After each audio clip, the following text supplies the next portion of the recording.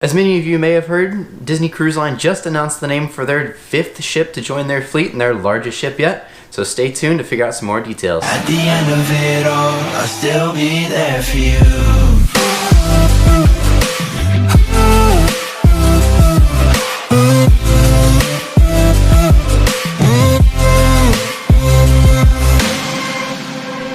At the recent D23 Expo, Disney Cruise Line did announce the name for their 5th ship to join their fleet, and the name of that ship will be the Disney Wish. Fantastic name. I think it goes great along with Disney Cruise Line. Each Disney Cruise Line ship does feature a Disney character on the back or the stern of the ship.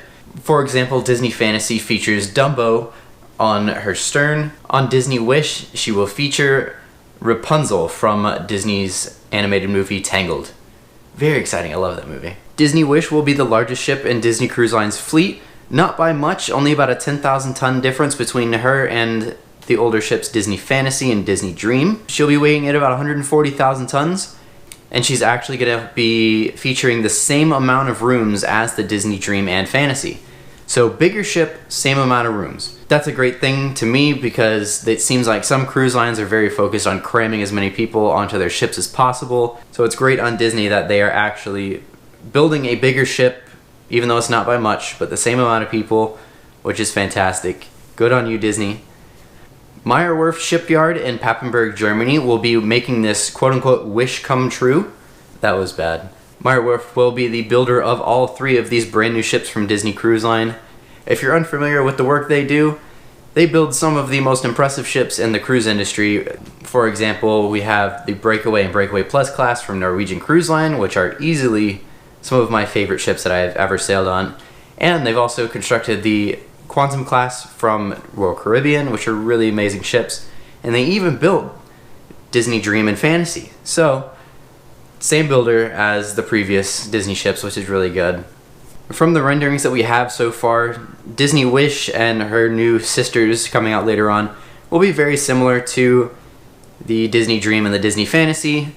The big thing that really stands out in the rendering that's really noticeable for right now is that the balconies actually bulge out a little bit in 2 different spots, as you can see in this picture right here. I've circled those little bulges that you can see. Those are really the only noticeable difference, I believe. It looks like there's another deck up top, but there's really no difference in design as far as that, so they're going to be very, very similar to the Dream and the Fantasy. The rendering does appear to show some sort of water attraction up on the top decks like Disney Dream and Fantasy have the aqueduct. It's said that it's going to be similar, but it's not going to be quite the same as the aqueduct, so we'll probably hear some more news about that whenever the ship gets a little closer to completion. But we do know there will be some sort of water attraction, water coaster, similar but different than what we see on the Dream class with the aqueducts. Disney Wish will be completed in December of 2021 and begin sailing in January of 2022. Following not too far behind will be the 2nd of this new Wish class ship, which will also debut in 2022, just later on in the year. And the 3rd ship from Disney Cruise Line will be in 2023.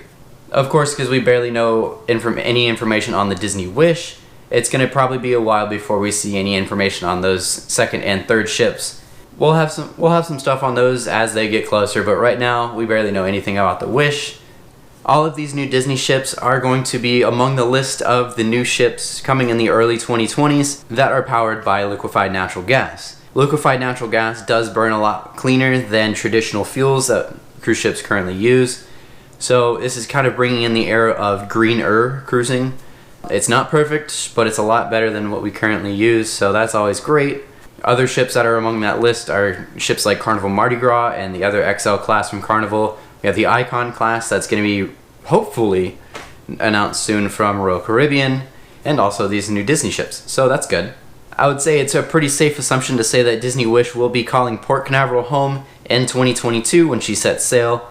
Disney has said at least 2 of these 3 new ships are going to be home ported in Port Canaveral. Pretty standard because Disney Magic, Wonder, Dream, and Fantasy all started out in Port Canaveral as well.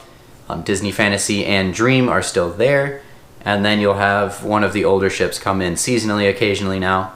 With that said, there's going to be a lot more traffic coming into the Disney Cruise Line terminal, obviously, with more ships. With that being said, Disney Cruise Line will be shutting down Terminal 8, which is Disney Cruise Line's own terminal that they own in Port Canaveral. They will be shutting that down for some renovations. They will be expanding and making things a lot more easier, efficient, and quicker for their embarkation and debarkation process for all ships. While that's going on, they're going to be using the Terminal 10, which is right next door in Port Canaveral. They plan on shutting down Terminal 8 around May, June, or July of next year in 2020, and that's when they'll move over to Terminal 10. These renovations are going to take a few months, but it's not going to be a huge construction process like Terminal 3 is in Port Canaveral that's being built for the Mardi Gras. But this renovation project will have a price tag of around $45 to $46 million. Since Disney Cruise Line will be moving from 4 ships all the way to 7 ships, there's going to be a lot of increased traffic over at Castaway Cay, which is Disney's private island destination. So what Disney has decided to do is they're going to add a second private island in the Bahamas called Lighthouse Point. And of course this is just only because they don't want to make Castaway Cay very busy, and this also would make Lighthouse Point not too crazy. I could definitely see some itineraries in the future since Disney Cruise Line currently has sailings on the Disney Dream that will stop in Castaway Cay, go over to Nassau, and then back into Castaway Cay.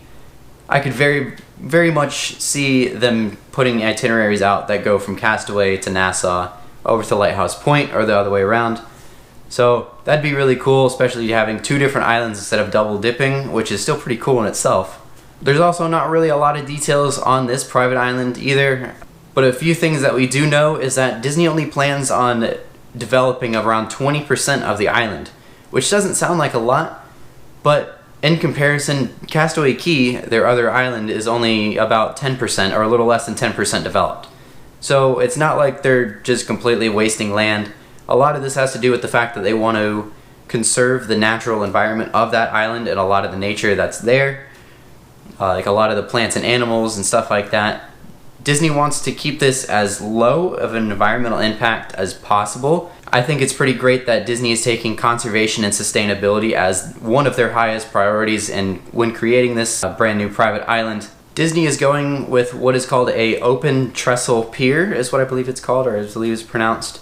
With the style of pier like that, it allows them not to have to dredge to get the ships in, which has less of an environmental impact, which is their goal. And the lead designer behind this project and this new private island is a man by the name of Joe Rohde.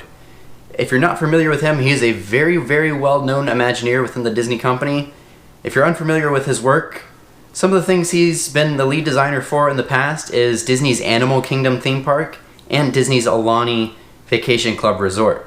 So those are 2 really amazing and incredible places that he was the lead designer for, and he is now the lead designer for Disney's private island. So that's incredible. I cannot wait to see what he's capable of doing with this brand new island. Now that Disney has officially purchased the island recently, he is already out there supposedly, and he's already doing environmental testing, making sure everything will fall under his goal of being as low of an environmental impact as possible. As soon as he's finished testing and making sure that he can do what he wants to do with the island and can still have that very low environmental impact, construction will be starting on that. So we can probably expect to see construction starting on Lighthouse Point very soon.